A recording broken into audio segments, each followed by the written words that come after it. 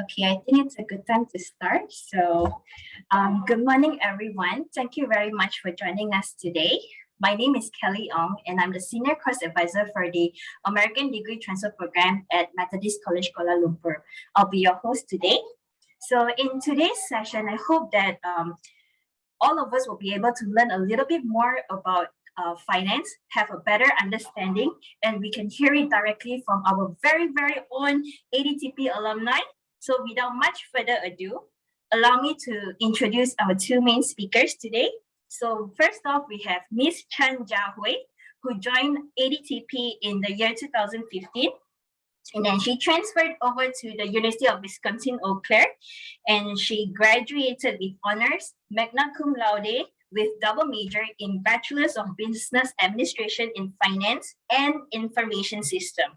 She is currently working at CIMB Bank Berhad as an executive officer in the Department of Group Finance under the Project Support and Governance team. Next, we have our very own Mr. Chia Lekshue, who joined us in ADTP in the year 2016. And he also went to the University of Wisconsin-Eau Claire, and he graduated in Bachelor's of Business Administration in Finance with a minor in Information System. Currently, he is working with Global Traffic Technologies in the US as a revenue analyst. I would like to also introduce my colleague, Matthias Tian, who is also here with us today in case you have any questions about MCQL. So Matthias, you probably want to say hello. Yep, and that's Matthias. He's from the enrollment and admissions team. Yep, and yes, so just before we start the session, just some housekeeping rule. I would appreciate that all participants stay muted throughout the sharing session until we reach the Q&A. So along the way, we would appreciate if it can be a little bit more interactive, but you'll be guided along the way. So, right, without much further ado, I'll pass this session on to Jia Hui. Hello, everyone. Thank you for taking some time off of your Saturday lovely time and then join our sharing session today. As mentioned by Miss Kelly, my name is Jia Hui, and nice meeting all of you today. So why do you join our sharing session today? Maybe you're thinking about what finance is all about. Maybe you're wondering what can you apply with a finance degree? Or maybe you're just curious about what's our finance journey from Malaysia all the way to the United States. So today, we're hoping to answer all your questions and satisfy your curiosity as we go along today's session.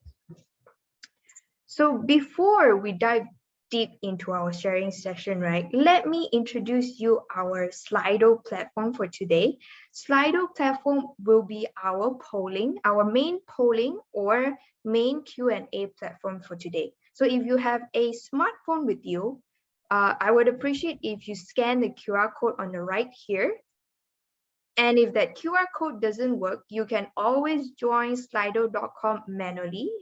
You can key in slido.com into your browser, then enter the code here, 132623.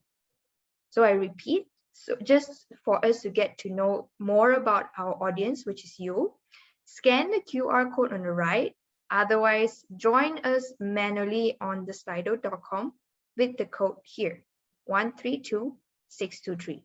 So once you successfully join slido.com, right, you shall see two tabs under Slido. You will see Q&A tab and you will see the polling tab. What we are trying to do here is we are encouraging you to enter in your questions as we speak. Keep the question coming and we will try to answer all of them in the Q&A session at the end. But for now, I would like you to go under the polling tab and answer that one polling question that you will see. Let me just share screen on that polling question here. You shall see the poll in one word, in just one word. What do you think about when you hear the word finance? Let us know. We'll probably give like 1 or 2 minutes just to get some answers here.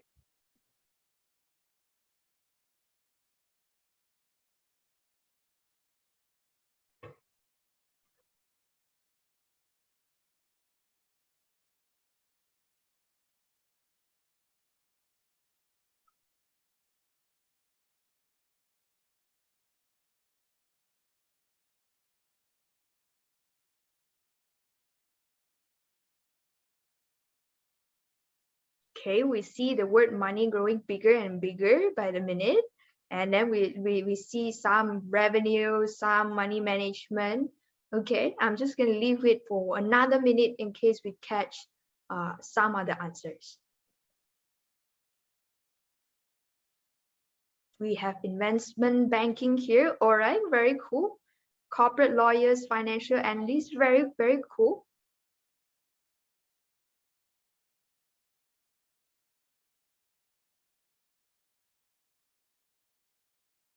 Cash, I like that answer, cash. Cool.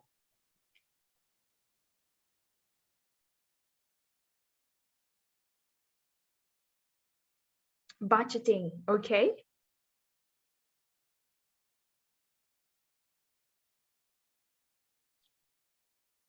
Cool. I think the answer stops here. There's not much changes left. So let me go back to my main slide here. Okay, one moment.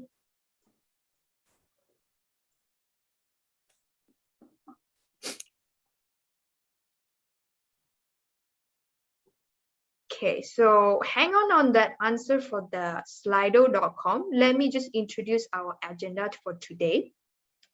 Firstly, we're going to cover what is finance for me and lecture. Then we're going to talk about what can you do with a finance degree versus other business degree. What kind of jobs that you can apply for with your finance degree. Then thirdly, we're gonna share more about why and how did we end up with our current finance job. Then the fourth topic, we're going to talk about how did our US undergraduate experiences shape us today. Then the fifth topic, we're going to talk about what other prerequisites that you can have for you to land with a good finance career. Then, of course, we're just going to end with our Slido Q&A here. We will try to answer most of your questions, and if we can't, we will leave it another day. So let's go to our first topic today. What is finance? So from our interaction with our audience just now, right? A lot of people talk about, you can see the biggest word there, money. So actually, that was my answer too. When I think about 5 years back then, when I was just a very chiku, know nothing at all. When I think about finance, right, immediately what comes into my mind or what actually relates to me about finance is money. It's all about money. Whatever thing about money is finance. So that's finance for me. What about lecture? Oh, before I kind of like explain what do I think about finance, I'm lecturer. So I really agree with like Jiahui. Like when I thought about finance or why even I choose this major, it's just because I want money. I want to earn money. And if we look at a definition for finance, like from Corporate Finance Institute, I feel that just now, like through Slido, everyone kind of touched base on what finance is, because it's basically the management of money. And when we talk about management of money, there's a lot of like we can break down to different bracket, which the major one that we can relate is investing, which is like investing in shares, like the stock market, and then borrowing, because for a company per se, or like for an individual, we need to borrow money to buy a house. And then if we look at a higher level for companies still need to borrow money to do a lot of like financial activities. So with borrowing, come to a different party, which is lending as well. And then I just now also saw that someone said budgeting. Budgeting is also one of the big part in finance, because budgeting and forecasting kind of goes side to side, because you are trying to see in the future what kind of money, or like how much money, or like what can you spend, or the financial activities in the future, how does it look like? So in short, finance is just the management of money.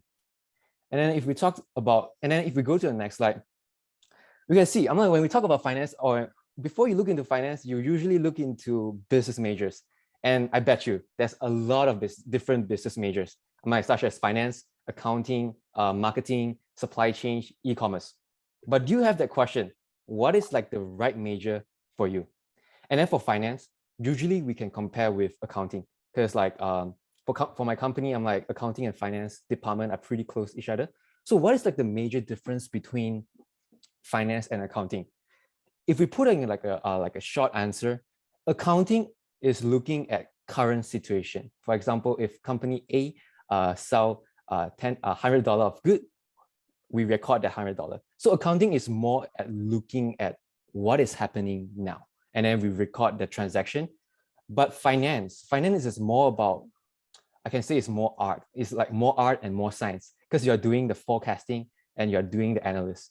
You're trying to tell what in the future is going to look like. So it's more, so if you want to know which major is fits, is a more like a fit to you, basically you should ask yourself, do you like to know what is happening now, or do you like to know what is happening in the future? So in short, that's the big comparison. And then we can look at, there's also like a business analytics major. And then business analytics is actually I would say is very similar to finance as well.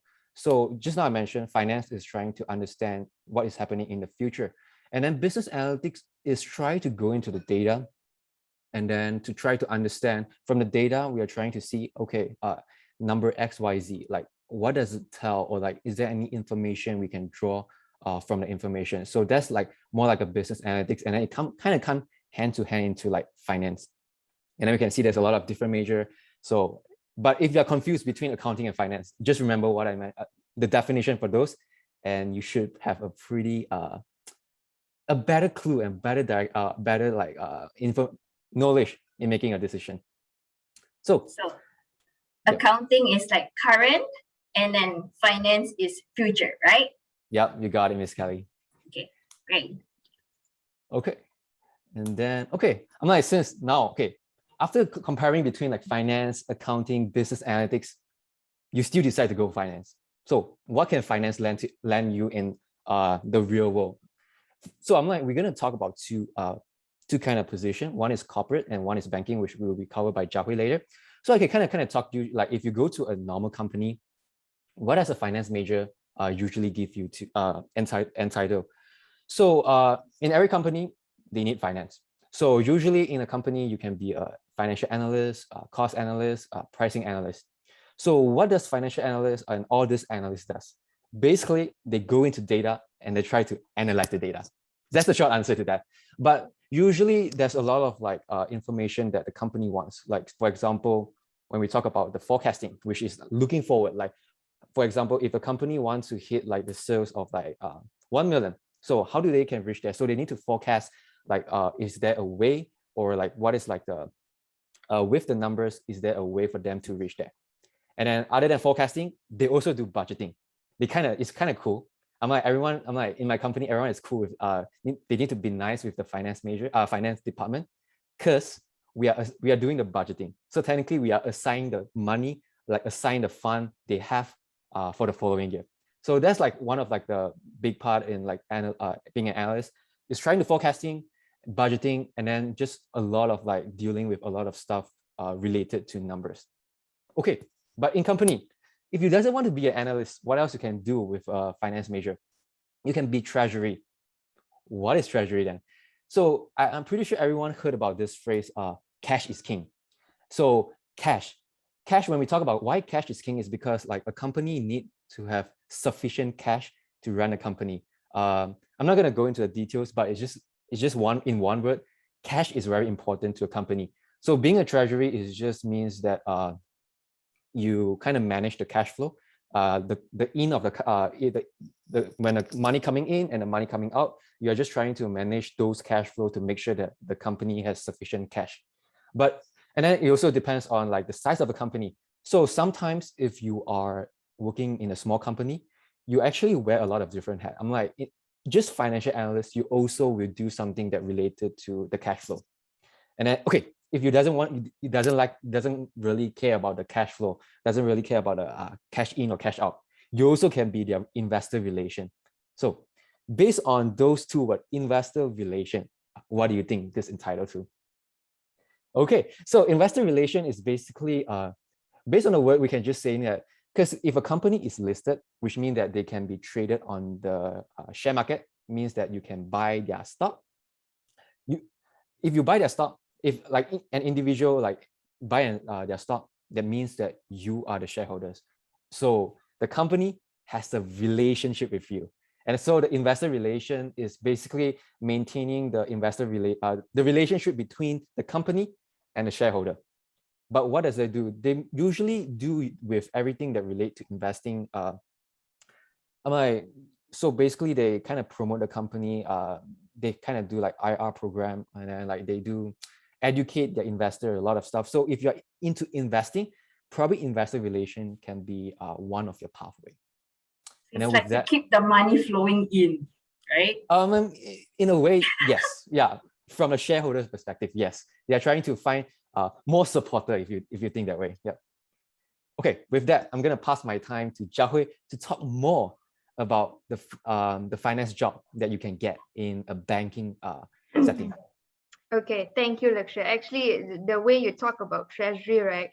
I mean, for those who really like cash like me, that sounds like a very good place to be in. So let's find out more about banking jobs, yeah? So on top of what Lakshay was sharing just now, right? Those jobs are actually also available in banking. But I'm just gonna share my perspective on my look on all the banking jobs available in Malaysia. So this is how I segment the job roles in banking into three areas. You have the front end or client facing kind of jobs. These employees usually deal with customer directly. What is an example of a client facing employee? So if you think about your past experiences entering a branch, right? CIMB, Maybank, or other banks that you can think of, right? So the bank officer that you can see at the branch, those are the client-facing kind of job roles that you may want to apply with your finance degree. If you don't want to do anything about front desk at branch level, right? There's always other client-facing job, for example, relationship manager. So relationship manager, in short, I won't go into the detail, but in short, they are the ones who help to maintain the relationship of the client and with the bank. So they provide some of the detailed explanation about products to their client, and then if the clients have any kind of doubts or clarification needed, they will usually go to the relationship manager. And then opposite of that spectrum, right? If you don't like dealing with customer directly, you don't like the kind of job, you don't like the kind of conversation and the pressure put on you, there's always back end jobs available in banking. So when I talk about back end or system facing job, right, those are the people that deal with the banking system directly. They make some kind of mojo changes to the banking system. And then, for example, you have a system or software developer in the bank, you have some cyber security officer in the bank, or even general help desk services in the bank. So those two areas you can think of. If you don't like clients facing specifically, or you don't even like system facing specifically, where it's too dry or things like that, you want a combination, then you land into business users or business enablers department, like me. So as you can see here, I highlighted two of the main division or main team that I can relate to, because my current job is about project management. About project management. What I'm actually doing is I help to roll out finance related IT projects, either across department or across country. So that's my project management day-to-day job, what I'm doing. On top of that core job scope, right, I also do some kind of financial reporting on the side. Not a lot, but I do touch on it as well. Of course, you have other business users and business enablers job that you can see here.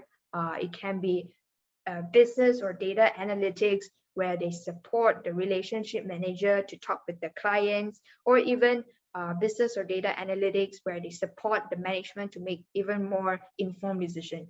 Then, of course, you have the marketing department, or even human resources department, where they deal with your payroll and stuff like that, or even legal department. So as you can see, a finance degree or a finance knowledge is pretty useful in any department in banking.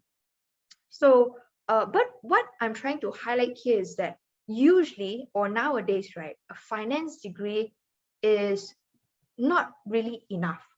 Your boss or your job scope often look beyond your finance degree, and they look into what other qualification or skill set that you can bring about to contribute to your workplace. So we were going to talk more about how you can add value to your finance degree afterwards. But for now, let's move on to the next topic. We're just going to share about why and how did we end up with such a finance job right now. So I'm just going to pass on Lakshay to talk more about his experiences. Then I'm talk about mine later on. Lakshay, over to you. Sounds good. Yeah. So I choose finance for like I mentioned, the major reason for me to choose finance in the beginning is because of money. And then personally, I'm from a science stream. Like I used to study science, and then most of my classmates ended up choosing like the engineering pathway. But I was thinking that I want to earn money, and I don't want to study that because I don't really like to study. So I was like thinking, oh, probably I can go for a business major. Then I was looking at the business catalog, like we mentioned just now. There's a lot of majors, and I was thinking between like marketing, business admin, accounting. I don't like accounting at all. Personally, I don't like, because I took accounting back in high school as well. I just don't like it. So I was thinking that with my science background, what kind of business major actually complement to my previous like knowledge. And finance is actually one thing that kind of like involve art and involve science. When we talk about science, because we deal with, like in finance, you deal with money, you deal with numbers a lot. You're trying to understand what is behind the numbers. So that's why I think that for my science background, finance might fit me. And then because I don't really like to study, I just don't have like all this like technical background. The art part also play into this like finance major, because like finance is just a lot of forecasting. There's only one thing about forecasting is right, which is forecasting is never right, because forecasting is just based on a lot of assumption. It's based on like, what do you think is right, and then you just make the assumption and then you go for it. So that's very art. So I feel that it does has the science part and it does have the art part, kind of like I feel that it's a good blend and a good mix. So it's not that boring. So that's how I ended up in finance. How about you, Jiahui?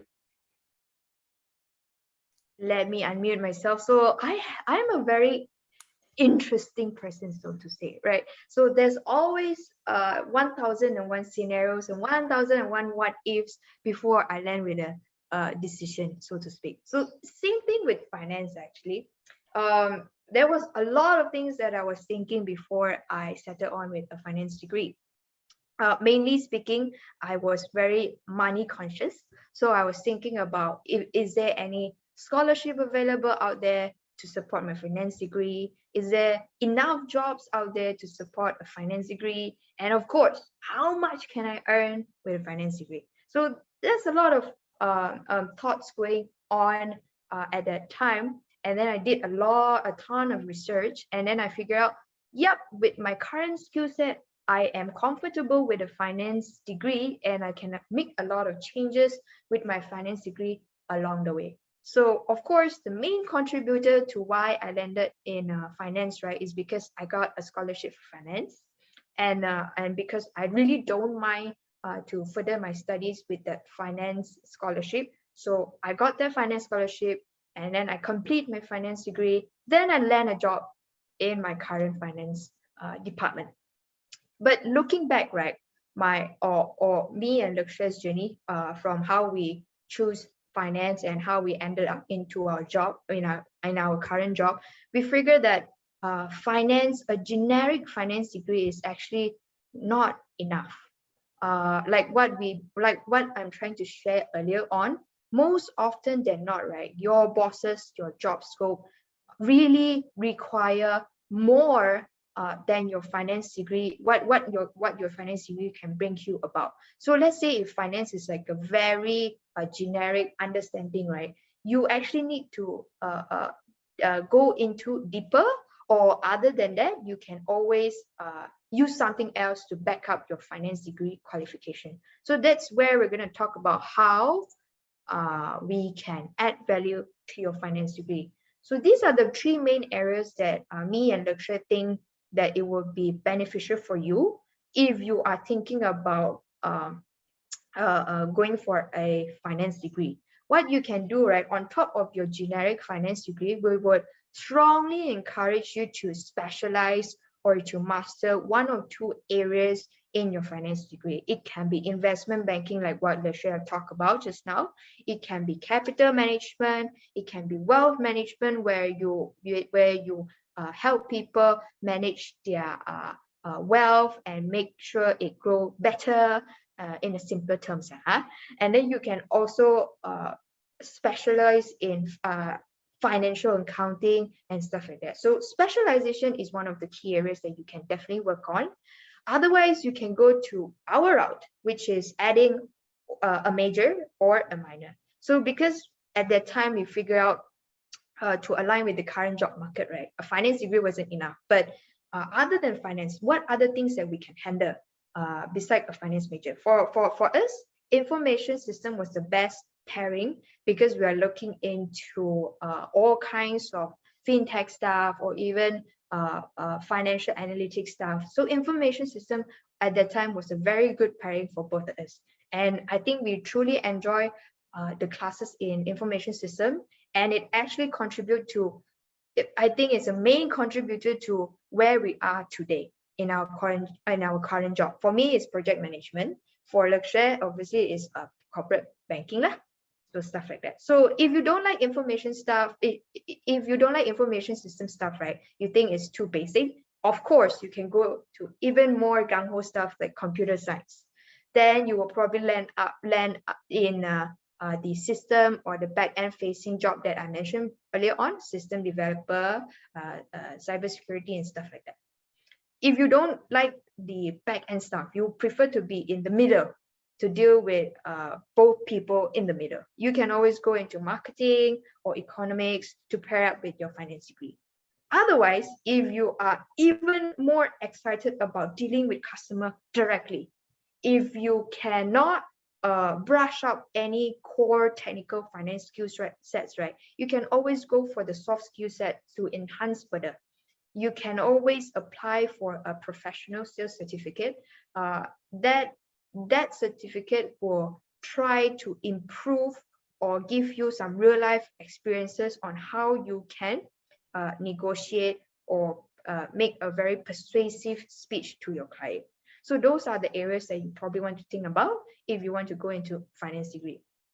And then lastly, and most importantly, we would strongly encourage for you to get an internship or on-campus job when you go into your university in the US, or even any university locally, right? So this internship or this on-campus job, it really helps you to improve your technical skill set, your technical knowledge, and your soft skills. What technical knowledge we're talking about here? So if you're majoring in finance, obviously what I'm talking about core finance skill set, like what we mentioned just now, like investment, budgeting, or forecasting and things like that. If you can't land yourself into a finance related job, you want to land yourself into something like your major or minor job, for example, information system, that works as well. Anything that will contribute to improve your hard skills or your core skill set, that's good.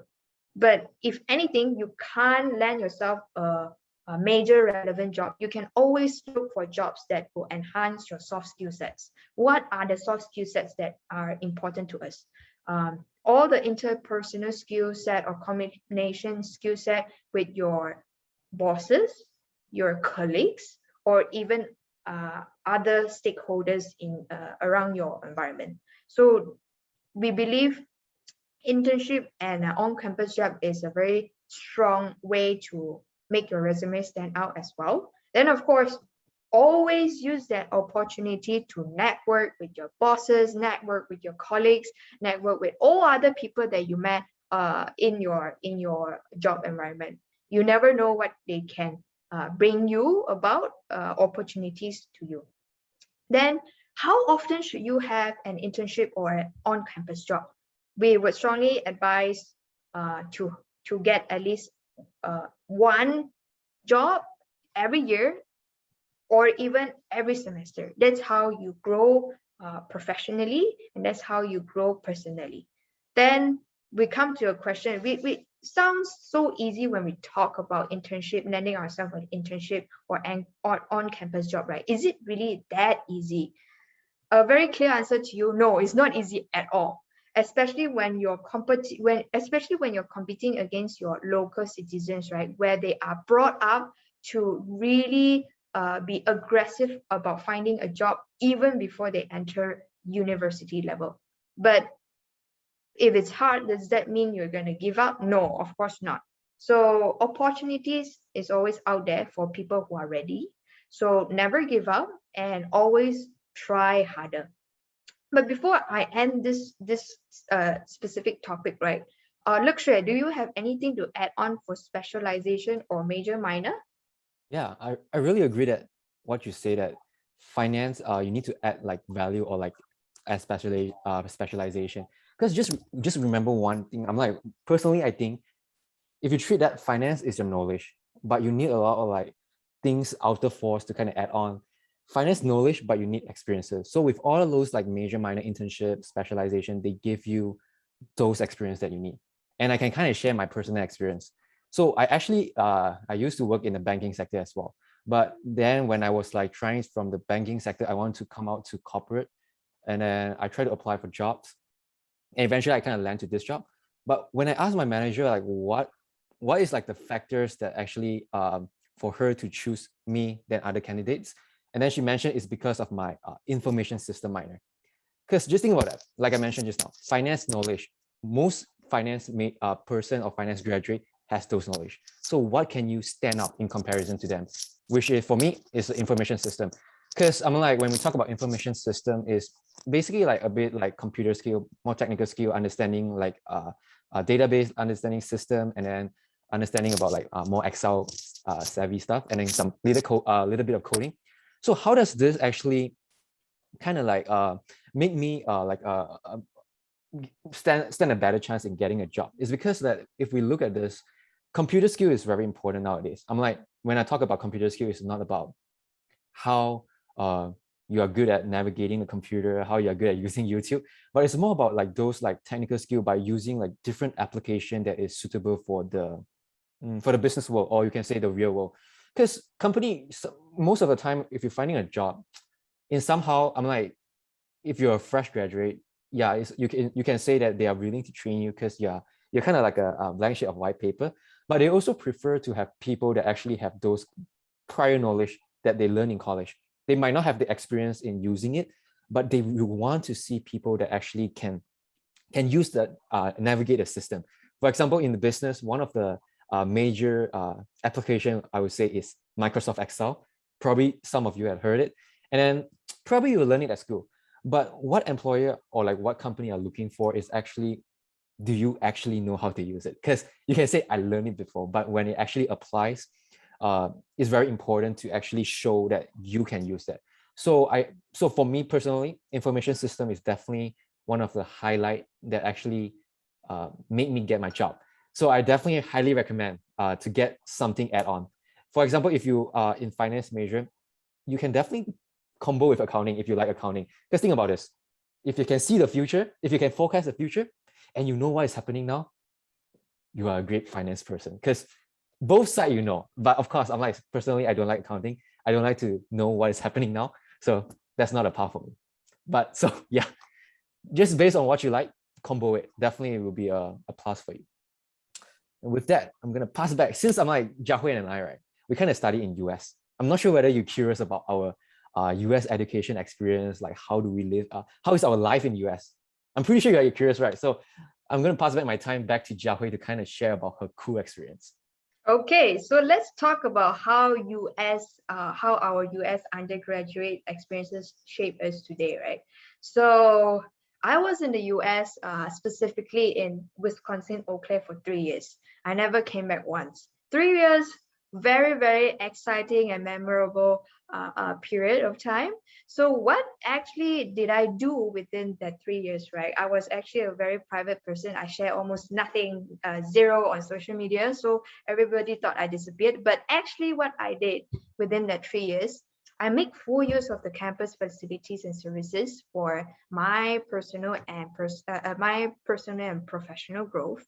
Then, of course, I was very gung-ho. I take on all sorts of competition. I take on all sorts of different roles and challenges just for me to step out of my comfort zone to do things that I never imagined myself doing it before I went to the US. Okay, right. So the third thing, of course, I tried to network as much as possible. I hated networking before going to the US. I thought that was very hypocritical, and I thought that was very fake.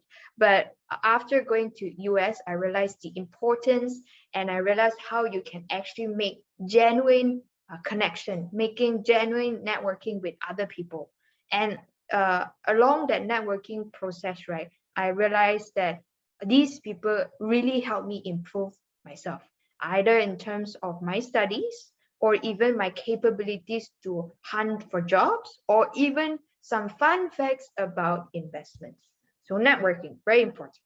And of course, if you are studying abroad, you always want to take the advantage of enjoying their fun culture and their fun activities that we're gonna share more in the next slide. But the last one we're going to share here is that being an international student in the United States is very challenging, especially if you don't have billionaire parents. Yeah.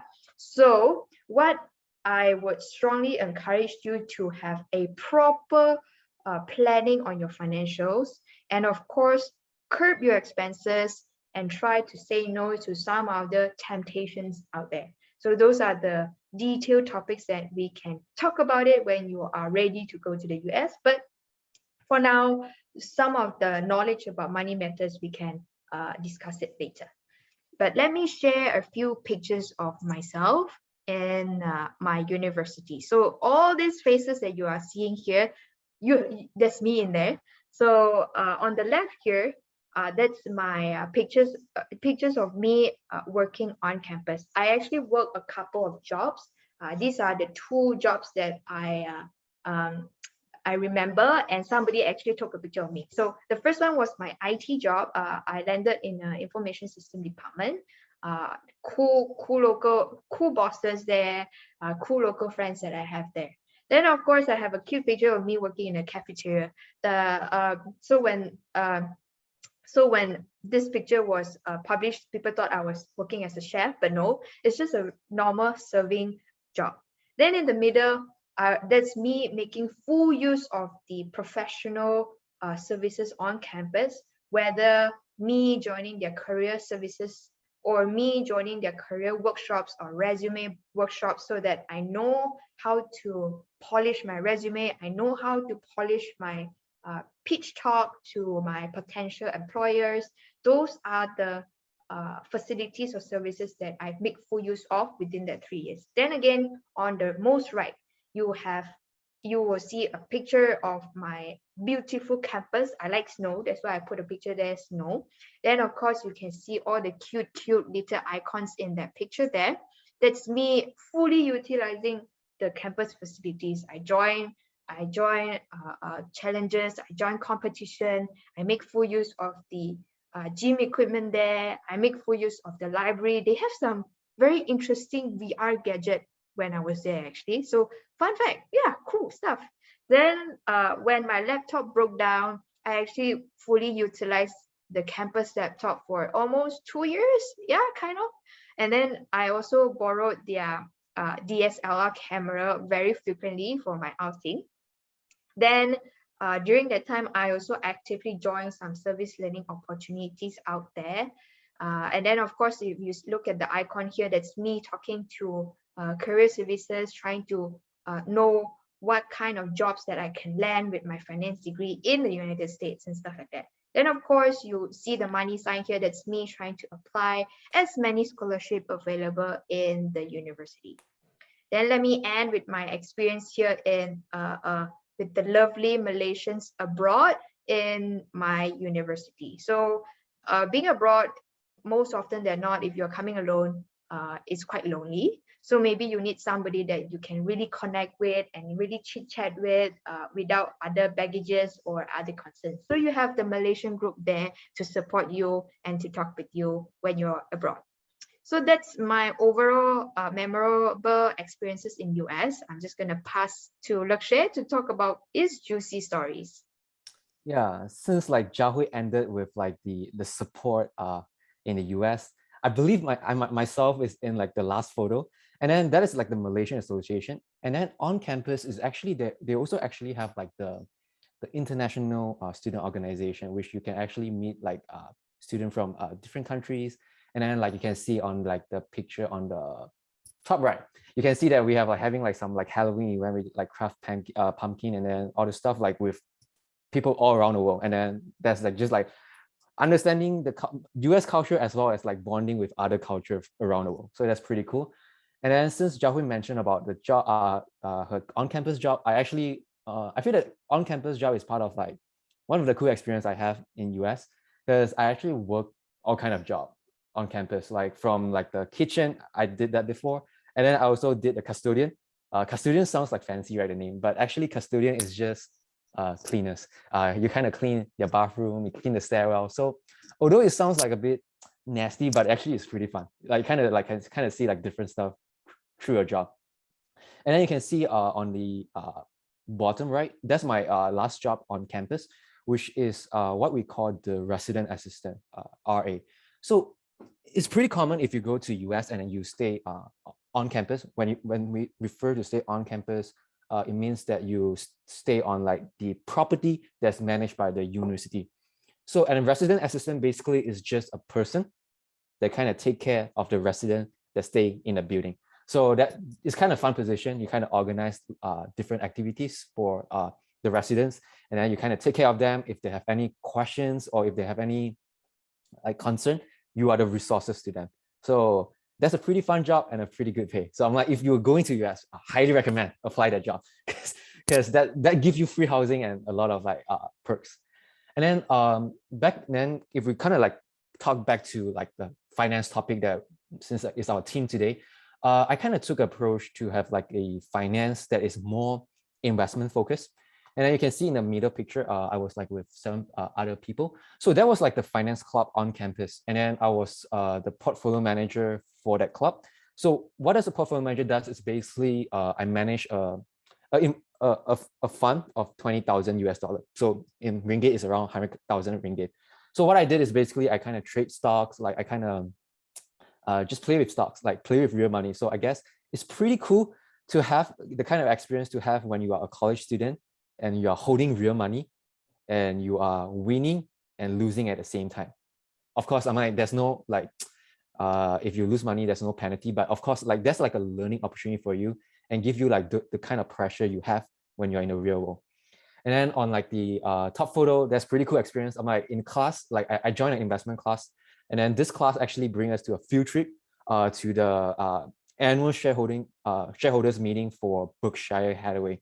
So Berkshire Hathaway, this company, probably you haven't heard this name, but you definitely know the owner, which is Warren Buffett. I'm like, so we kind of got a chance to go to this like big hall, and then we kind of like listen to Warren Buffett and his partner Charlie Munger share about all the investing stuff. So I'm like, that's a pretty like some kind of like other than classes kind of cool activities that you can get if you kind of like actively join the activities on campus.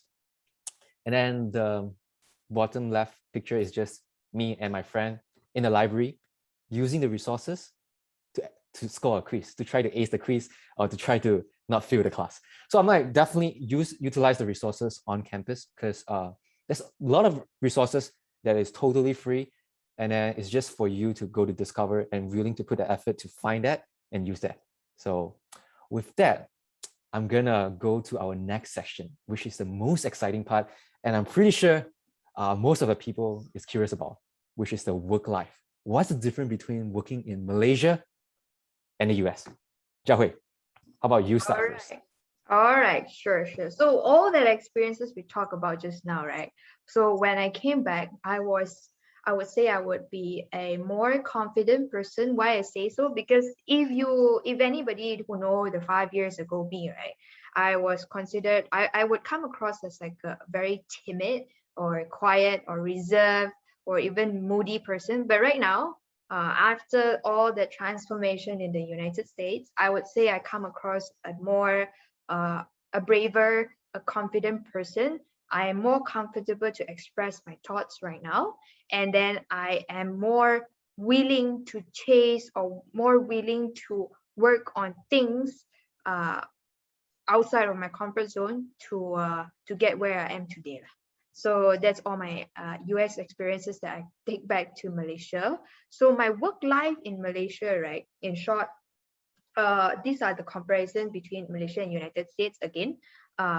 So what I figure, right, compared to my experiences in the US and Malaysia, I find that working in Malaysia, you have the advantage of easy communication. Why I say so? Because basically when you're talking to your Malaysian colleague, you have relatable experiences.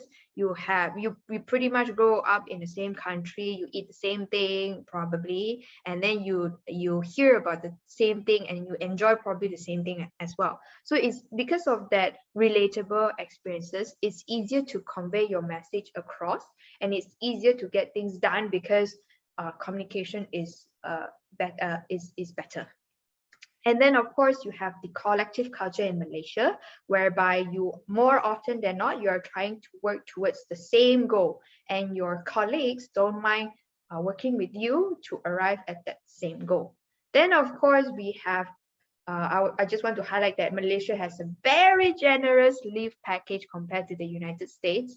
Then there's always the saying goes that if you are stressed about working in Malaysia, don't worry. The next public holiday is gonna be around the corner. So leave package and public holiday, just to share, my leave package is about 21 days, 21 paid leave. So then later Lakshay will share about his leave package. But yes, that's a very generous leave package for Malaysia. And of course, we have a continuous public holiday that you can look forward to if you're stressed about it. Then the last point I'm going to talk about is work-life balance in Malaysia.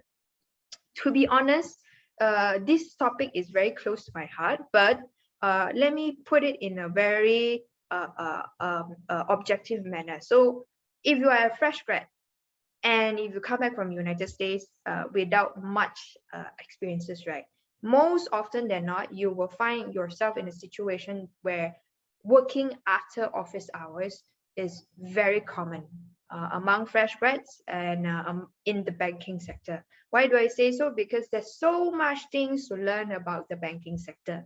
And unless you are very well versed into those finance knowledge or those banking knowledge, most often than not, you need to do your own homework after office hours so that you can catch up with your day-to-day work.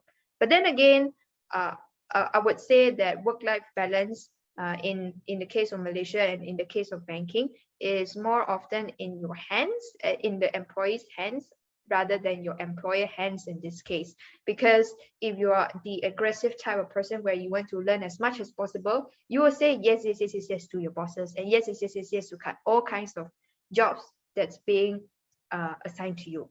But you are the type that you have other commitments that you want to spend more time in, then you will learn how to manage your boss's expectation and manage your colleagues' expectation. And that's where you draw a clear line between your work and life. So it's up to you. What about Lakshay? Since we're talking about work-life balance, I guess in compared to like Malaysia, I think US definitely has a better work-life balance in a way. Because I guess the employer always encourage, if you only work 40 hours per week, technically it's like 8 hours per day, so it's like 8 to 5. So I'm like, they usually don't stress you if to work overtime. They just want you to enjoy your life. I'm like, because they do understand that you have a life after work. So they usually encourage a work-life balance, but of course there's like some exception, depends on the season of like the job roles, like the working season. Sometimes you might need to overtime, but in general, the work-life balance is there. And then of course, like another perks of working in United States, I guess, definitely, I would say is the pay is decent. If you compare to like different country or different area, is I feel that it's very they pay well to they in order to kind of compete with the markets. They make sure they pay their employees as good as others, so you don't get like kind of like take away or like get hired by someone else. So they always kind of like, especially for my company, they always look for raise if the market benchmark is raising or like the inflation rate is higher. So they always match that. So that's one of the perks. And the downside, like Jiahui mentioned, we only have like limited work leave package. So what does it mean by that? Jiahui mentioned that for 21. her job is 21 days. I'm just gonna give you an average for like a statistic. Is like in United States, the average like annual paid leave is only 9 days. What does 9 days mean? Think about that. In 1 year, when you work like 365 days, you only can take 2 weeks at most to go to travel. Or if you're like, you need to come back, if you're working in United States and you want to come back Malaysia, 2 weeks. Then you need to go back to work already. But with now, you need to quarantine everything, 2 weeks is not enough at all. And then public holiday. There's only 10 public holidays in United States. In Malaysia, you have Agong birthday, you have State Agong birthday, you have everything. Like Jerry mentioned, holiday is around the corner all the time. And then in US, it's just that public holiday is not a big thing. And there's only 10 of it. So if you compare that to that, right, the amount of days you can kind of like take off during a year, other than the weekends, is probably around 20 to 25, 30 days, range between 20 to 30 days, which is 1 month, which I'm pretty sure in Malaysia is close 1.5 months to 2 months. So that's one thing to notice. And then, although I mentioned that we have decent pay in United States, but you also need to think about tax. So we always heard about tax, right? But what is like the idea of tax? For example, if you're getting like 1,000 ringgit or dollar per month in income, but in United States tax is average around 20%. It means that although you are seeing that 1,000 ringgit or dollar is coming on paper, but actually you only receive 800 because the tax is very high.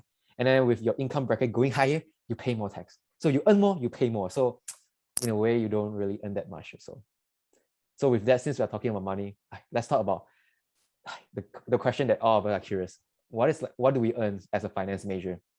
Jiahui, what do you earn? Yeah. Okay, let's talk about money, since the money is the biggest word, right, in Slido. So let me put that into perspective, right? As a fresh grad with 0 to 1 year experience in the United States, this is often the salary that you can see in Malaysia lah. So as a fresh grad, right, you can land either 1.6K that you see here as your gross monthly salary, or you can get like a very gung-ho 7K figure in banking. This is something that I rarely heard of, but actually I get this statistic from PayLab. I hope I landed here, but actually, in fact, in reality, most of us often land here, 3,000 with a bachelor's degree. And of course, depend on what you can contribute to the company, this figure might change. Then another juicy story is that if you ever land into the management training program in banking sector in Malaysia, right, you probably can hope to see your monthly salary maybe 4 to 5K, maybe, not sure. But what I heard is that usually people get in between 4 to 5K here. So you can definitely look forward to that if you are interested. Then what does that mean? What does that mean in a yearly basis?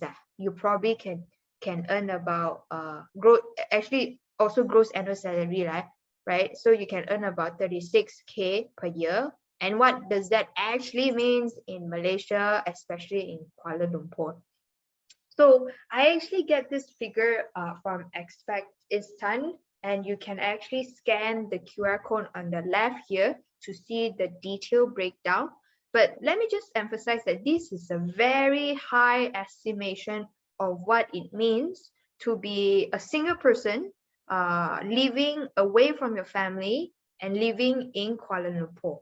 So this estimated monthly cost that you can see here, right, 4.8K, 4K here, includes rental. And of course, this cost may vary depending on your lifestyle, your medical condition, and any other commitments. So for me personally, because I'm still living with my parents, very good thing, there's a lot of cost that I can slash from this 4.8, this 4K figure here, including rental, transportation, and even food costs sometimes, other stuff. So with that, I can comfortably cover my expenses. Expenses can be on education or any other related expenses for yourself lah. Okay, so my 3K salary that you see here, right, is more than enough to cover my monthly expenses. But what I'm trying to emphasize or try to highlight here is that if you're not careful, 3K salary per month is not enough to cover your lavish lifestyle if you have that. So as a fresh grad, you really need to know how to manage your expenses. You really need to know how to plan ahead for your financials so that you don't get caught into these kind of situations where your expenses is higher than your income month-on-month basis. That's a very dangerous trend that I keep seeing in the younger generation. I hope you're not one of them because you are in finance. So manage your expenses well. What about luxury salary in US? Okay, so just one thing that to notice, the salary that I'm gonna talk about is on like an annual basis.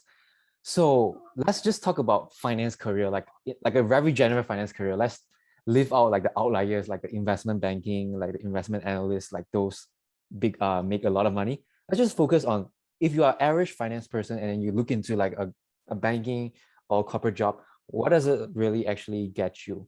So this is based on one of the graphs showing that usually it ranges between 50 to 72K for a fresh grad. And then it actually really varies between location because in US, there's like big cities like New York, LA, there's also like small cities. And then, so it really depends on the location and the living standard there. So it kind of varies a bit, but I would say around like 60 to 70 is a pretty good range for us entry level salary. So if we translate that to month, it's roughly around 5K to 6K US dollar. But like I mentioned, 5K, 6K, you need to give 20% of tax. After you give your tax, most of us, we stay alone because we are alone abroad. Most likely we need to rent a house. Rent a house. So we need to give like some rent. Probably that would take around like 500 to 1000K depending on your living standard. And then because of US, the land is pretty massive, and then you need to have a car.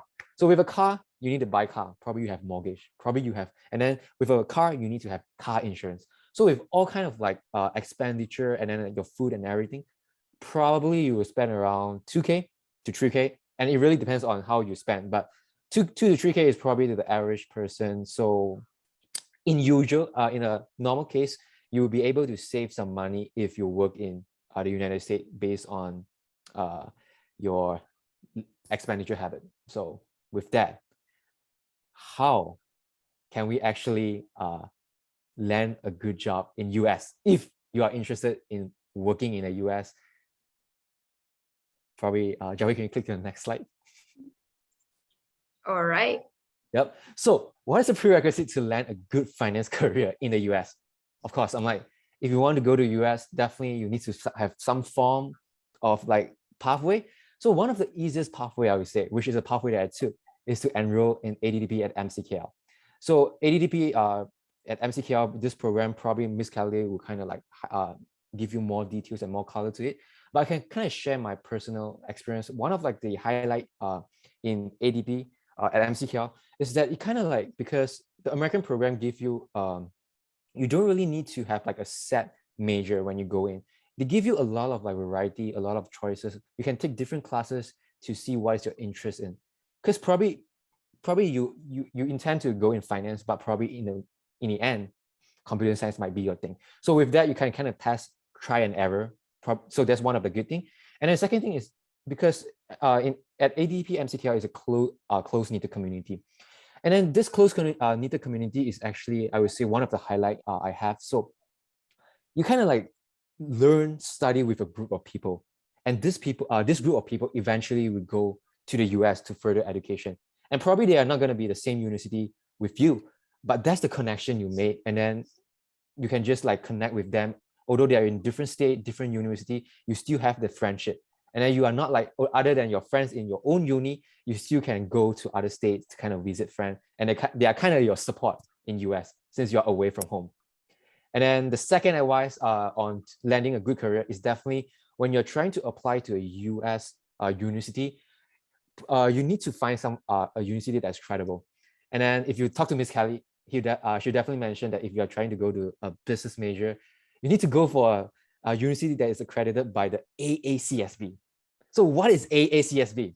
I can't remember, but that's very important. You can ask Miss Kelly again and again. So a credible university can give you like a boost in applying jobs in the future. So at least when you, in the future, when you go to employer, they know that your business major is recognized by a board, and then those business major are like we can say it's a quality major rather than it's just like some junk major in a way.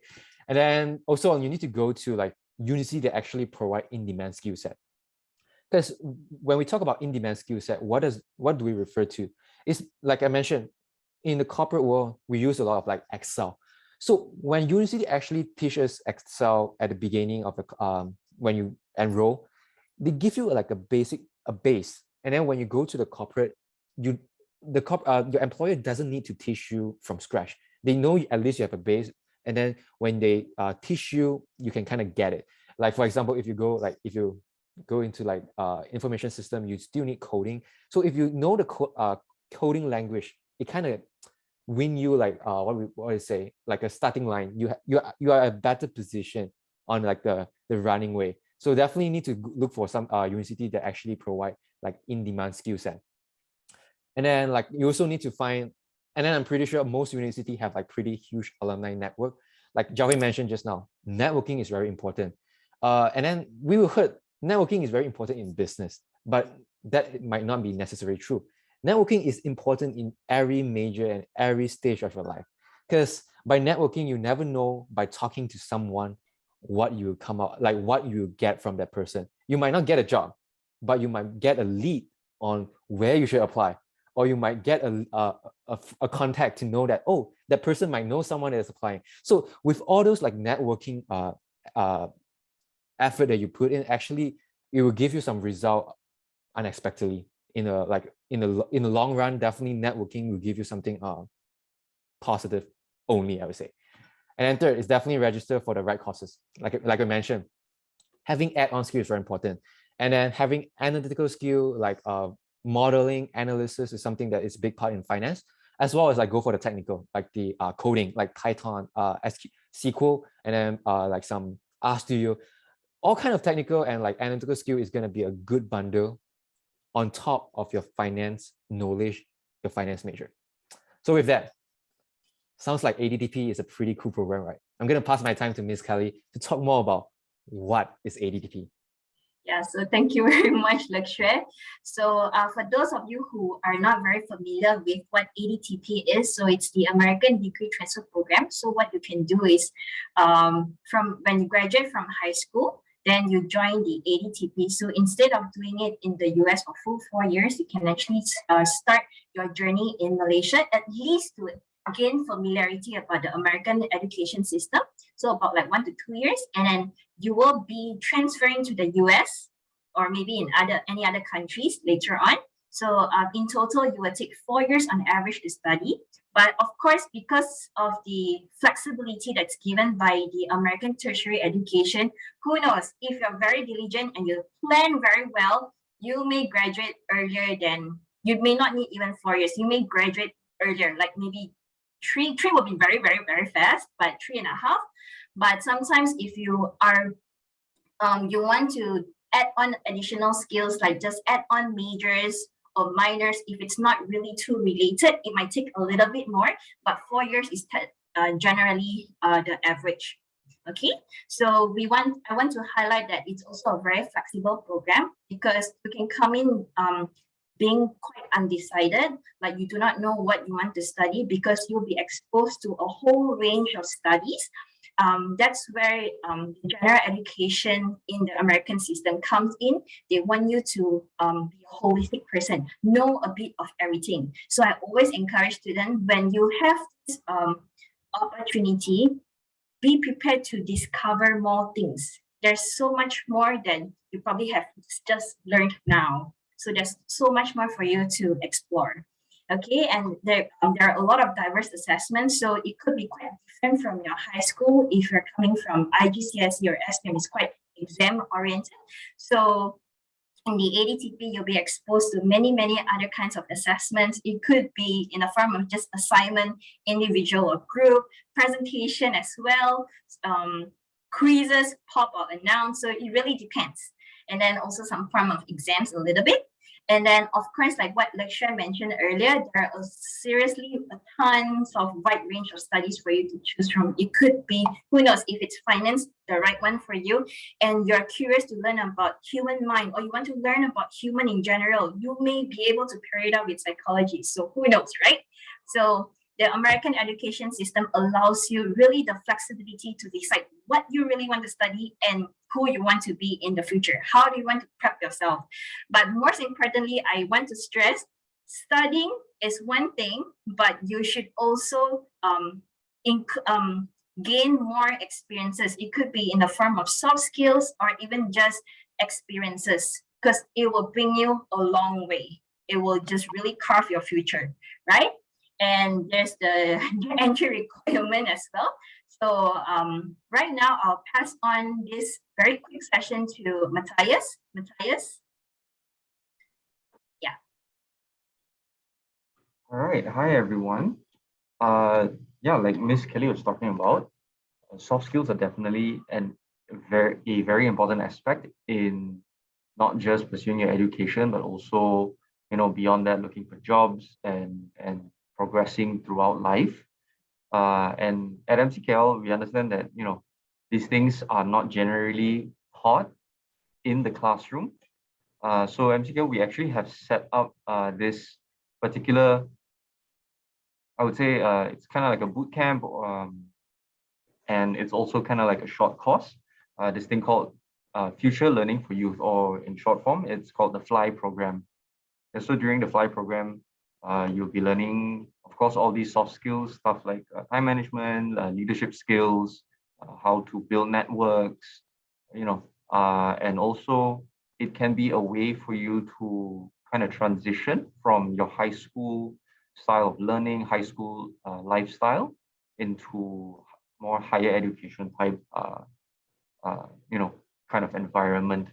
We have some of our lecturers here who will be guiding you in these things. And if you come for the full short course, you will have, options and choices to maybe you're like, okay, I want to do leadership skills, but my time management is okay, so I don't want to take that. So you have choices. You won't have to relearn stuff that you already know. Yeah, Miss Core is also sounding off in the chat, talking about digital modules. That is also one thing that is a very big part of FLY, since nowadays everything is done digitally. You can be working with people who may not be in the same country as you. So some of these digital modules will help you streamline your work process, your learning process, and all of these things as well. Yeah. But if you are not that keen on FLY, we do have other online courses as well that will pop up from time to time with about specific topics or specific areas of interest that you may have. To know what those are, it's very simple. All you have to do is keep an eye out on our social media, or you see something on social media or you hear something from someone, you can also contact the college to ask about any of these online courses, or even FLY, or any of our other programs as well. All right. yeah, so that's just a very brief intro to some of these options that you have. All right. And before I pass time back to Jiahui and the rest of the ADTP speakers, at the end of the session, can everyone sort of just turn on their cameras, and we're just going to take a quick group photo. And I will have some other instructions as well when we get to that. All right. So now I'll pass the time back to Jackie and ADTP. Thanks, Matthias. Problem. Okay, cool. So now let's go to the Q&A session. So I think I did a quick check. There wasn't any questions available right now. So I'm just going to flash this out again one more time. Yeah. So if you have any questions, if you have any questions, right, I would strongly recommend you to enter that questions into Slido now. And just a hint, you can actually remain anonymous when you enter that questions, right? So you don't need to be afraid that the question will be tied to you and you have some other nervous reaction to that. So yeah, it's a very neutral platform, so you can definitely enter your questions. And I was told most of you are high school students. So if you have further questions like, how do we come about studying finance? I really don't know what to study. Could you tell us more about our process at that time? Please enter that question into Slido. If you have other questions as a high school student, right? Like what are the combination of subjects that we studied to get into finance? Type that in if you have that. Then if you are ADTP students right now, you probably want to ask about more in detail about our finance degree subjects, you can. Anything about our finance process, you can as well. And then anything about UW Eau Claire, we can probably share a little bit about fun story on that as well. Then if you are the parents in this forum and you have questions about what are the future like for finance degree, maybe I'm worried about my children and stuff like that, you can enter that as well. So I was hoping with all my throwing out of the questions, we have more questions going on, but let's check what's the reaction now. Well, alternatively, I mean, if some of you are not very comfortable with Slido, I mean, feel free to also just type out your questions through the chat. Or if you do not mind, you'd like to communicate with us, feel free to unmute and then just share with us your questions.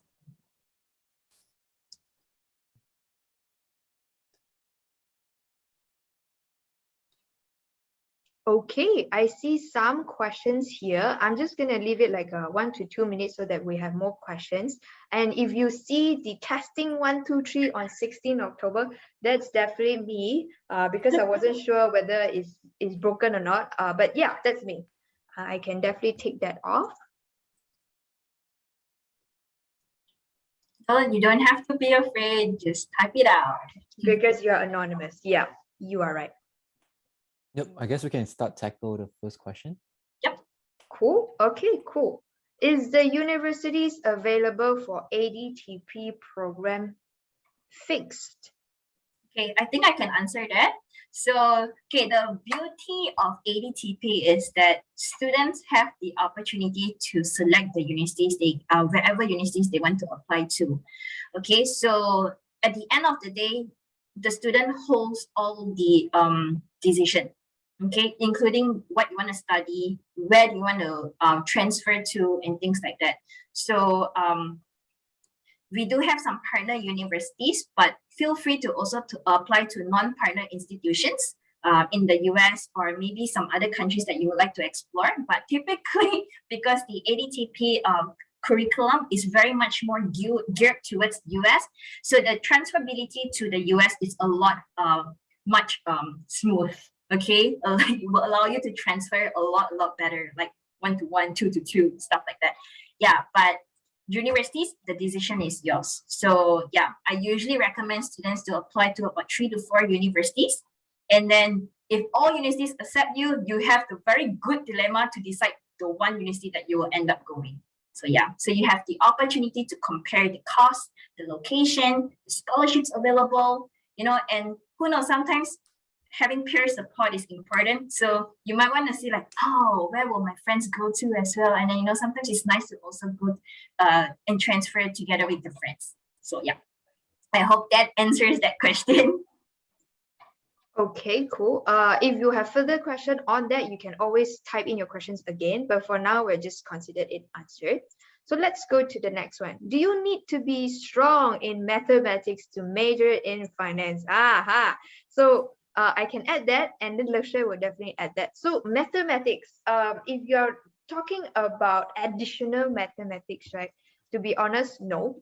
But if you're talking about modern maths, you probably need some level of proficiency in modern maths as well. But in general, do you need to be very strong in mathematics?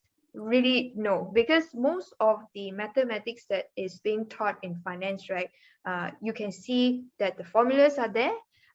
You may, depending on your job that you're going to apply in the future, right, you may or may not need to know in detail about what those formulas or equations are all about.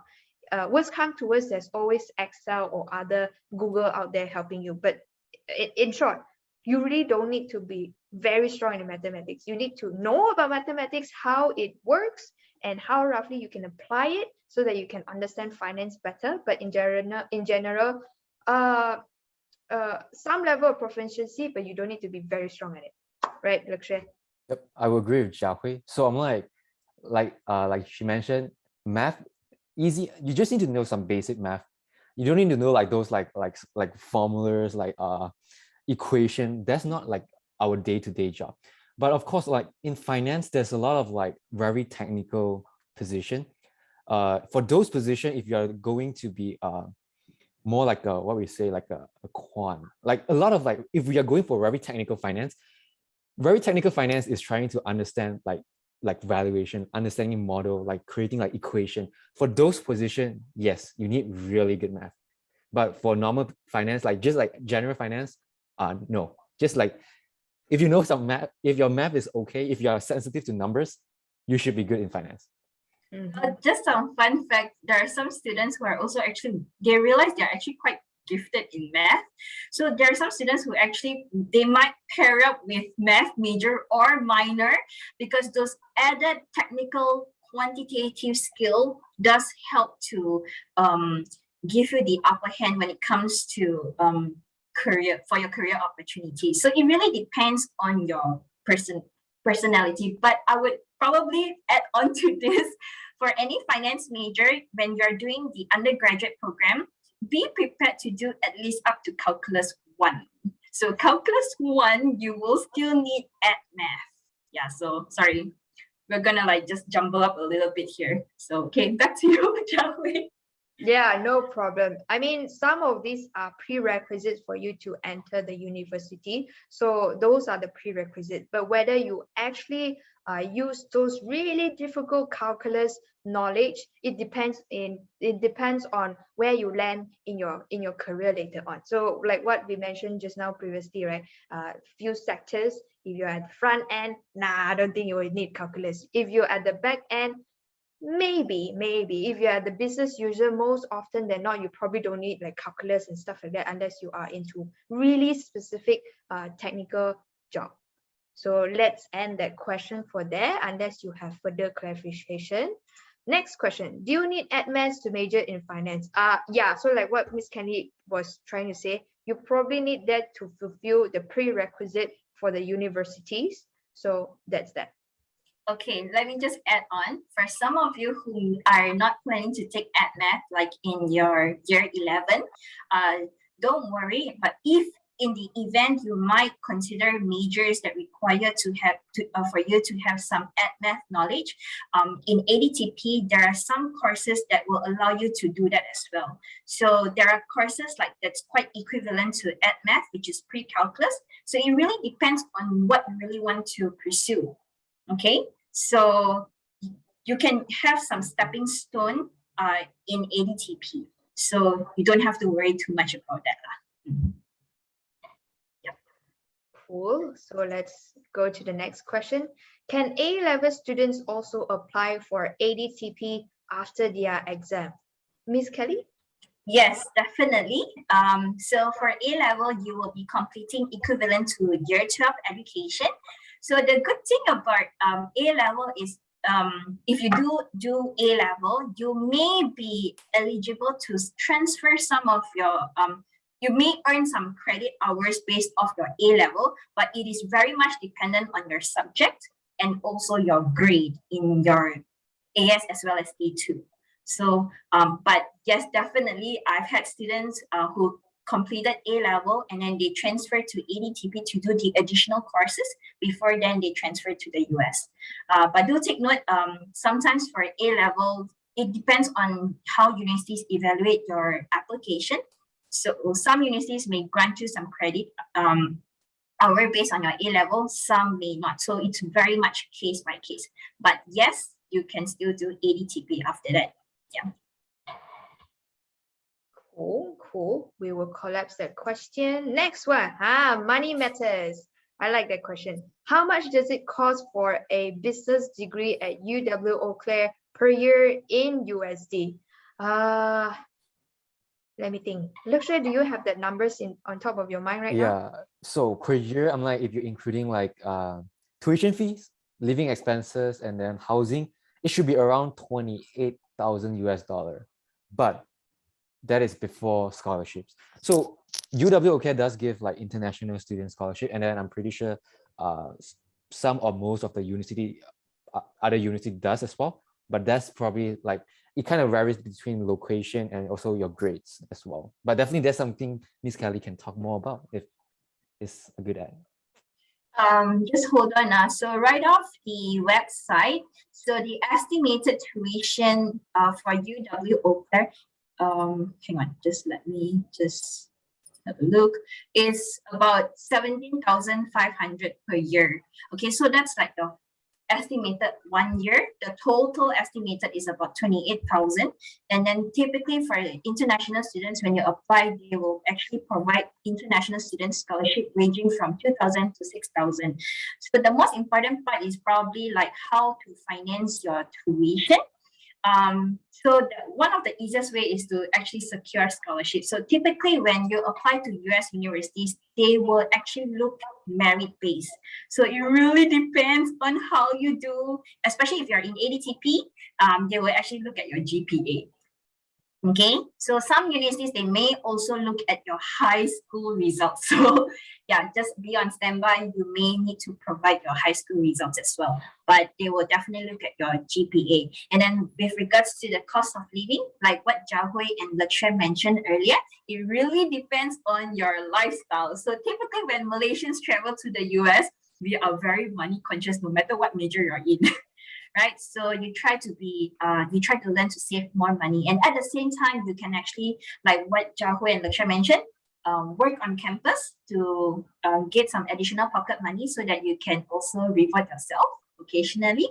And then sometimes internship will also pay you pretty well, but at times it could also be unpaid because what you want is more on the experience. So yeah, I hope that answers the question. If you want to, I will share the link on chat and you can have a clearer idea on the fees, estimated fees. Also, let me just add on my few tricks when I was in US. So as mentioned earlier on, I'm very, very money conscious when I was US. I basically only have like 2K in total in my pocket for any other expenses. 2K is like one ticket and you're gone if you take that money lah. So that was me when I got into US. So what I did was I actually tried to slash the big ticket item as much as possible. If I cannot do it in the first year, I do it in the second and the third year. So what I basically attacked was I attacked the tuition fee. I tried to apply as many scholarship as possible. Then I tried to attack the housing plan and meal plan fee. Housing plan is very expensive if you are staying in the dorms. So usually first year student or like a first year transfer student, they would stay on campus just so that you can get used to the local citizens there, which I highly recommend as well. But if you are really tight on money and you have really valid reasons not to stay on campus, you can always negotiate with your campus counselor to stay outside, which usually cheaper. And if it's like further than like 5 minutes walk to the university, right, that's even cheaper. Then of course you can cut down on the meal plans. Meal plans in UW Eau Claire is also very expensive, depending how you eat. Probably I shouldn't say very expensive, but yeah, it's expensive than what you can cook. So if you remember my picture as me working in the cafeteria, right? Basically the first year, I funded myself on free food on campus, kind of. Working in the cafeteria, they have free food for employees, and they have other activities out there in the university that they offer free pizza. So again, if you're the kind of students and you really need to curb your expenses, those are the many ways that you can slash a lot of big ticket items there. So that's that about money matters. Yeah, so like the part-time on campus, it really depends on what kind of perk you want to achieve. So if you want to get some free food, typically if you work at the cafeteria, yes, very high chance you'll get free food. Yeah. So let's go to the next question. I heard that working in the banking sector is pretty stressful. What is your motivation to keep going, or any way to overcome that? Aha! I like that questions. I'm gonna assume that it's asking about Malaysia, and then of course Lakshay can add on about his US experience. Malaysia, yes, clear cut, to be honest, very stressful. But I would say that you will learn a lot if you manage to overcome that stress and absorb as much as possible. So how did I what actually keeps me motivated, and how do I overcome my stress? So my stress level is very high compared to other peers. I won't go into the detailed reason, but because of my workload, I have to deal with a lot of stakeholders across department and across country. So what keeps me motivated is that I have always a clear goal of what I want to achieve out of this task. I keep a very clear goal of, if I do this, what can I achieve? If I do this, what kind of reward or what kind of improvement I can get. So because of that reward thing, right, I can manage to motivate myself, saying that those stress are worth it. Then of course, what keeps me motivated is always the money, right? So if you perform the best, usually there's some kind of perks that comes along with your performance, right? Either your bonus or other opportunities that your boss would like to assign you with. So those are the motivation, more monetary and more achievement related for myself. Then other stress factors is that of course you need to have your support group, right? If you don't have a support group within your colleagues, you can always get it from your friends. I have an Ajuma group, so I share all my stories, I share all my stressful life with my friends so that I can overcome my daily stress and stuff like that. So Lakshay, what about you? I guess like when we talk about stressful, yeah, I'm like, if we compare with Malaysia, probably because of the work-life balance thing, maybe Malaysia is more stressful. But let's be honest, like actually most job, there will be a stressful time when you can't solve a problem. But the motivation for an individual, I'm like, personally, for me to kind of overcome that is think about like rather than focus on that moment, think about the process. Because during the stressful moment, you actually learn stuff. And then when you learn stuff, it kind of like help to grow your experience and then kind of grow your skills as well. So if you think that way, probably it makes you feel better. And then to kind of like in a working setting, to try to like drive you, keep working, motivated. Definitely money is one of the factors, but in a long run, money only can bring you to a point, this point. The one thing that can bring you to the next level is actually the sense of satisfaction, the accomplishment. It's more like, if you study psychology, you know the Maslow hierarchy. So after the money, you actually need to have like the self-fulfillment. So probably in a easiest way to put it is to to just work at something that you like, you enjoy. What you're 'Cause, truly passionate yeah, about. what you're really truly passionate about. Because definitely in all kind of job, not just banking, not just finance, all kind of job, definitely there's stress. But if you really enjoy those job, ah, in a way, you definitely will overcome that. Of course, money matters. So I'm like, definitely money come first, then only satisfaction. That's just my piece of recommendation. Yeah.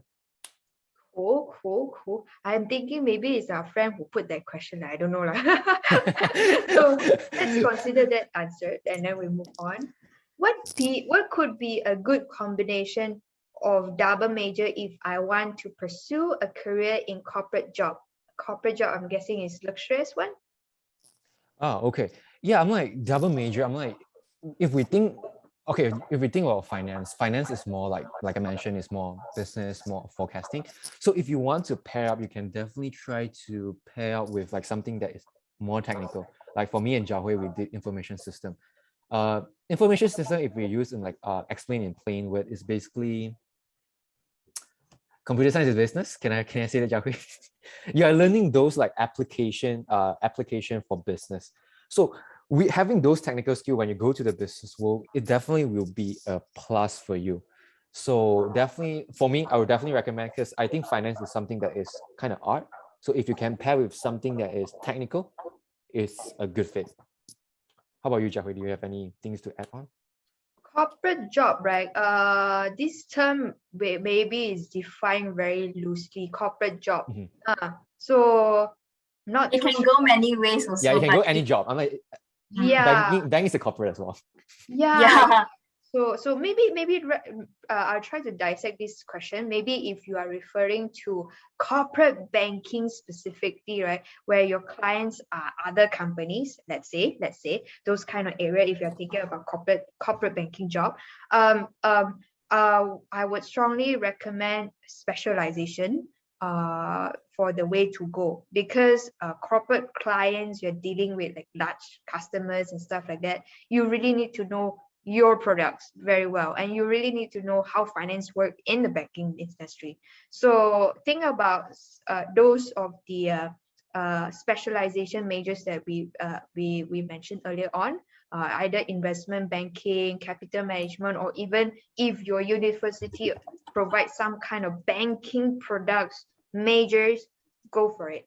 So that's the corporate banking kind of job that if this question is about. But if you're talking about like just working outside of bank and into normal companies, so those are the things that Lakshya mentioned just now.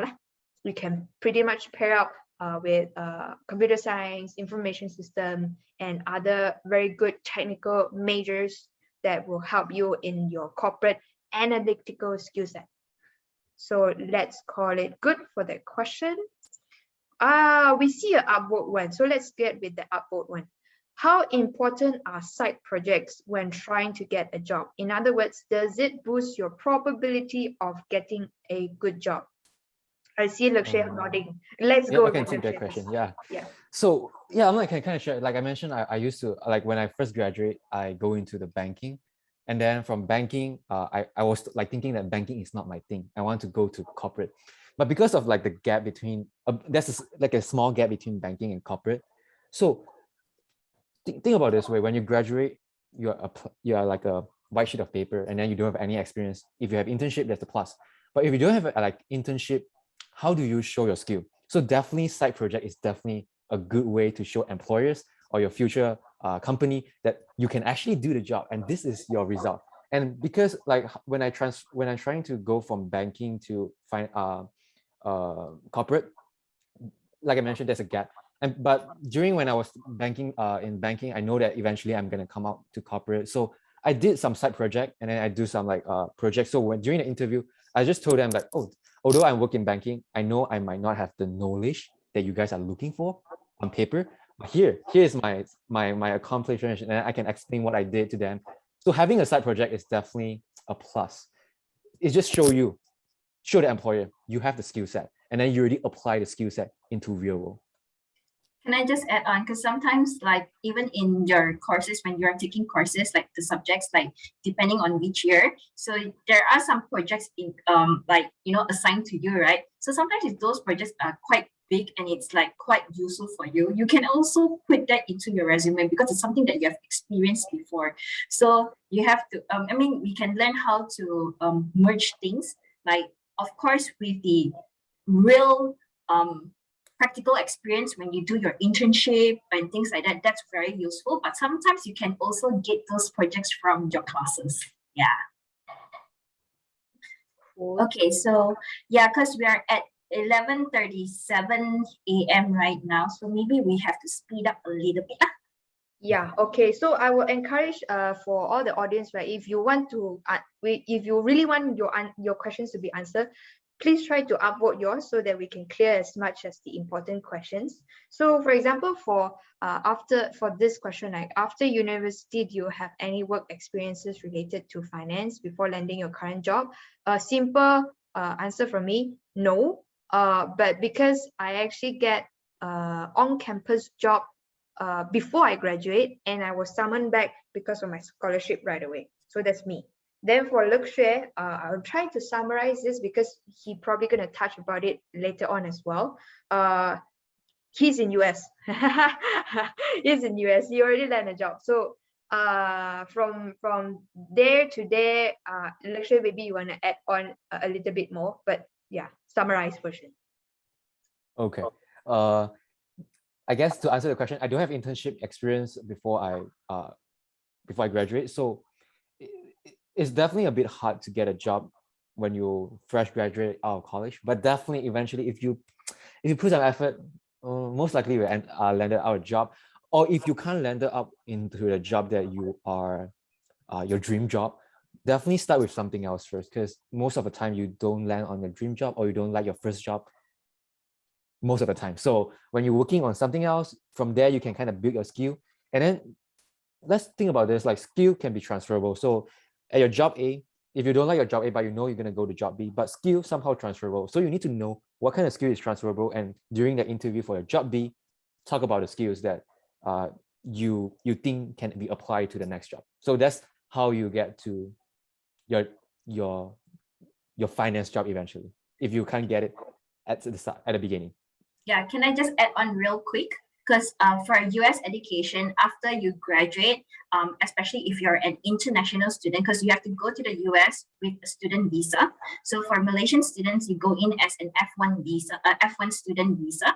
So usually for students who graduate, you can actually, if you can secure a job related to your field, you're eligible to gain your industrial experience for 1 year after you graduate. So you can do that. And then for students who are in STEM, science, technology, engineering, math fields, you can actually extend the industrial experience for 2 more years. So in total, 3 years. So for finance standpoint, since it's a non-STEM, who knows, maybe in the future it might be converted, because it really depends on how the courses are built into your curriculum. So, but for now, it's 1 year. So you are eligible to work full time after you graduate in the US under your student visa. So let's go to the next question. I like this question. Why do you choose finance? How do you answer that during an interview? Is it because of money? So during an interview, right, a lot of questions reflect yourself as a person. What do you think? How do you act and stuff like that? So definitely I'm the type that I like to give some kind of goofy questions, but also back it up with some in-depth kind of rationalization or justification going on. So my first interview, if I remember correctly, it was quite a very, very formal interview. My bosses were all there. My big bosses were all there. So when they asked me why I choose finance, of course I say I like to work with money. Duh. Yeah. So I did put that as my goofy answer. But I always back it up with a very solid justification. For example, what I want to use my finance knowledge for. Was it because I want to contribute for the growth of the company? Was it because it's more personal that I want to use that finance knowledge to help other people? I did. So that was my answer as well. I wanted to use my finance knowledge to help other people when I'm ready with that knowledge. So those are the little things that I added on. And of course, you can mention that in an interview, they want to test your suitability with your company. So you probably can talk about what other skill set that you can contribute to the company as a person. Maybe it's your technical skill set, maybe it's your knowledge about fintech, or maybe it's your knowledge about other finance related, or even your soft skill set that you can contribute to the company. So those are the areas that you can add on during the interview. Be true to yourself, but always remember your interviewer is not your friend. You always need to support it with some kind of formal justification to make it professional. Very good advice. Cool. Luxia, anything? Otherwise, we will go with the. I guess in short, it's just that right now, like when you go into finance, eventually you will learn about the knowledge. So you will find out what do you like about finance. I'm like, definitely money is a big thing, but you can say that, okay, I like about the analytical part of like finance. So definitely when you into finance, eventually you will find one part of finance that actually fits you, that is your passion about. Then you can use that as a talking point. Yeah. Cool. Okay, next one. How would you summarize a good candidate in the finance field? For me, in banking, right, there's only one, I would say that there's one main thing that all the bosses will look at: your analytical mindset and your ability to react to situations in a creative or in a calm manner. So analytical mindset is what they prize very highly, other than your interpersonal skill set, because you are not an island when you're at work. You always need to work with your team. So this, if you have a very analytical mindset and you pair it with a very good interpersonal skill set, those are the characteristics that bosses like to see. They want you to be an independent learner. They want you to know how to think and react fast enough, fast but reliable. So those are the things that my bosses will look at. Yep. I agree with Jiahui. And then another thing is very important is also you must be a detail-oriented person, because you need to think about like the numbers or like the analysis you give to your boss is going to be a business decision. So if the numbers are wrong that is given by you, then the company is going to be jalat lah. So I might definitely need to be detail-oriented and having the analytical mindset. Okay, cool. So next one. Is having a proficiency in different languages open up to more chances of getting paid higher, depending on what sector you are in? If so, please enlighten us. I think this one would probably be more on like the front end and also with like any clients. Yeah, I can take this question.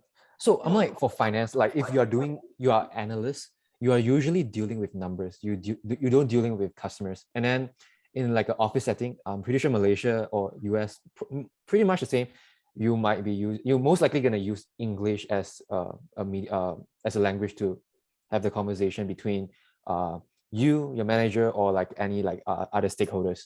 So Miss Kelly is right. If you have like, you are good in like different languages, you're good in Mandarin, like or like the dialects or like any other languages, usually those languages give you an advantage if you are facing clients. So if you are facing clients, you never know who the clients you're gonna meet. Probably they have an international background, or they speak the same like mother tongue that you speak. Those give you an advantage because you can build a connection. But in a business setting, most likely, in like a more like a inner company role, most likely I would say probably not much advantage. Probably if you do a sales, different languages will help a lot. Yeah. Sometimes it also depends on the country where you're working at. So like in Malaysia, we are very rich in culture, right? So the more we know, the better it is. So it eases the communication. Whereas like in the US, for some areas, maybe Spanish is more important, or even Chinese language also can be quite important anywhere. So it really depends. But if you are familiar with other language, that is your added advantage as well. So be sure to put that in your resume. Cool. So next one. Can you still be employed if you have average grades, but with high proficiency in computer skills such as Excel, PowerPoint, Word? Do people look at skills over grade? So let me just answer the last sentence here. Yes, in overall, people don't really look at your CGPA.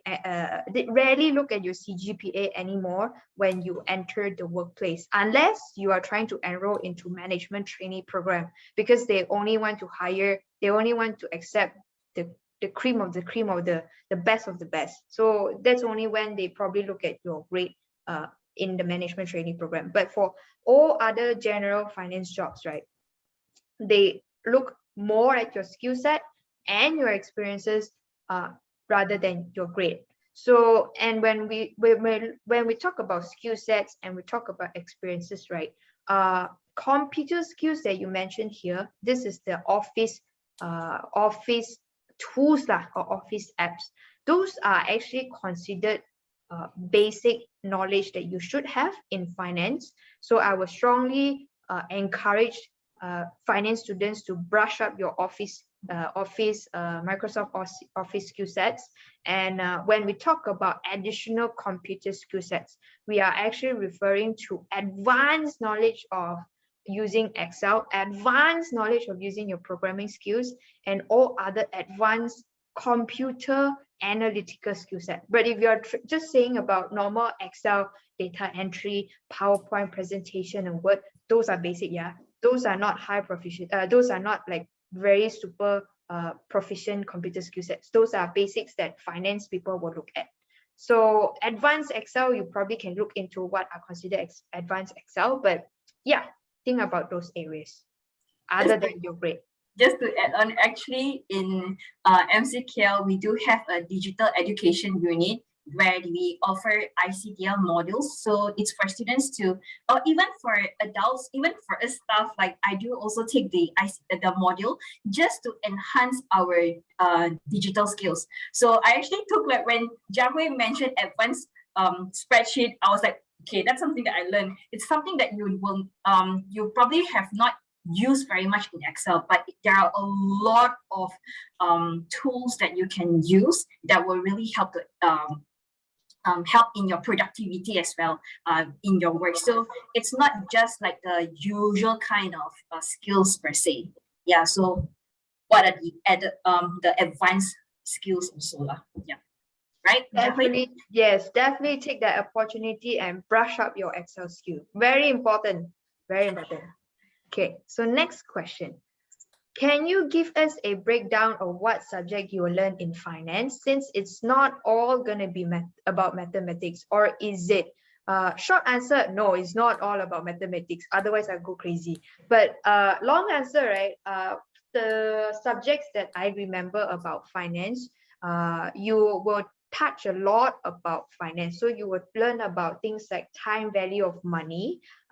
In simple terms, it's like what is the value of the money now versus what is the value of the money in the future, and stuff like that. You will learn a lot of things in detail about finance, and then you probably touch a little bit about capital management as well. What are the criteria that businesses look at if they want to invest in a certain project? What are the models they will use to evaluate whether the investment is good or not?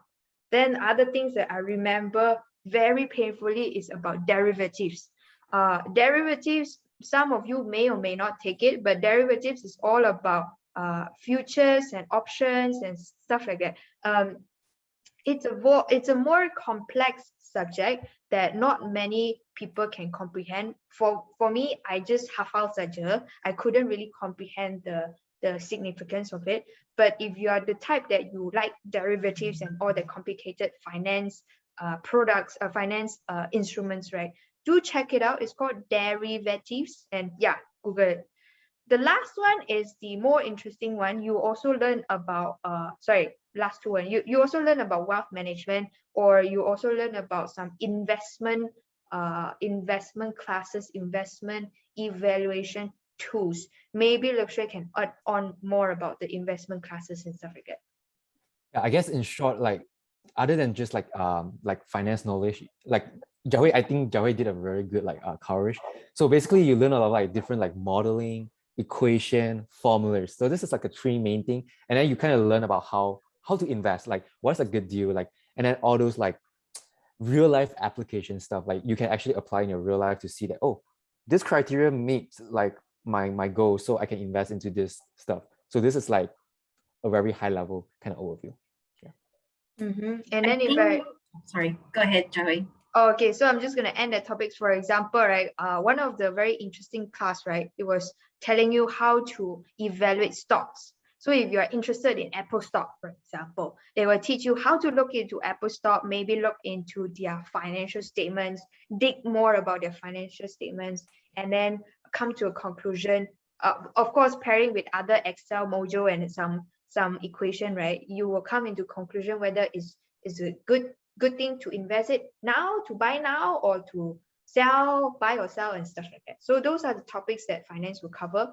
Obviously, you can Google more about courses under finance, but yeah, that's basically what we studied so far. Another good piece of advice is for you to do your also do some research, sometimes just Googling, or sometimes just when you look at any universities, you look at the majors, they will actually give you a very, very good overview of what you're probably going to learn. So sometimes it's also a matter of how much you're curious. So we should take advantage of the technology now and just go and do your research. Yeah. Okay. So we have to quickly wrap it up because we are running out of time. I guess I can take these two questions since they are kind of like talking about combo between accounting and economics.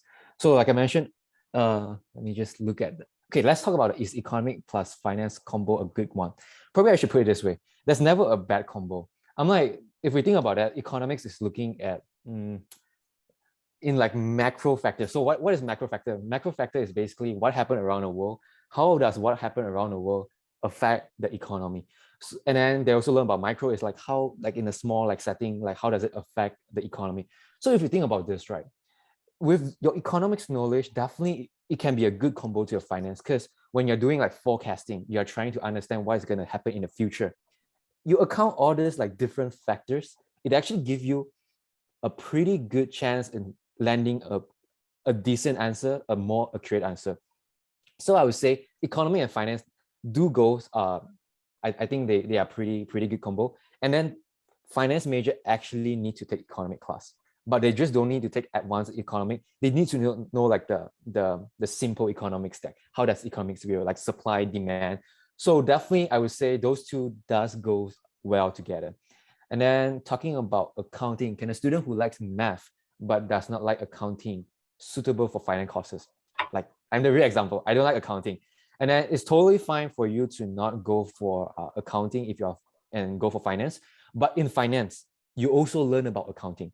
So one thing about cool about like the finance major is you do learn a bit of like each finance major. You do learn a bit about marketing, a bit of like accounting, a bit of economics, but then you dive deep into your finance major.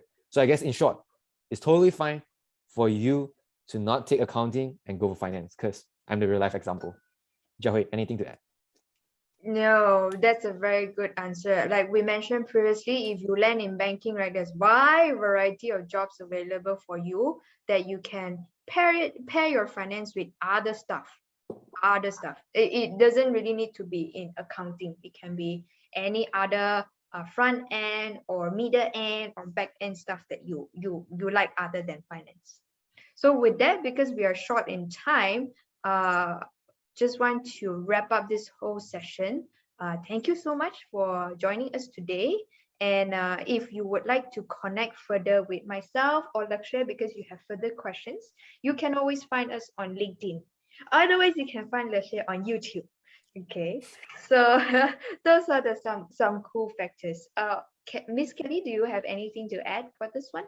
Well, I just want to thank everyone who are here today.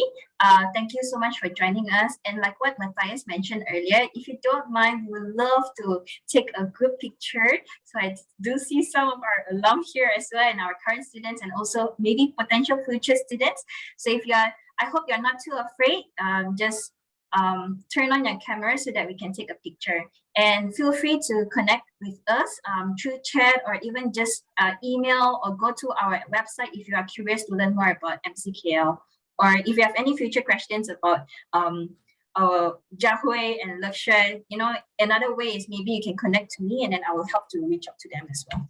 So turn on your camera. Don't be shy. And also, I'd like to take this opportunity to really thank Jiahui and Lakshya. Lakshya is right now like almost midnight at night, and then Jiahui, spending the Saturday with us. So I really want to thank you for preparing all this and then just to share your experience and your knowledge in finance. I really appreciate it.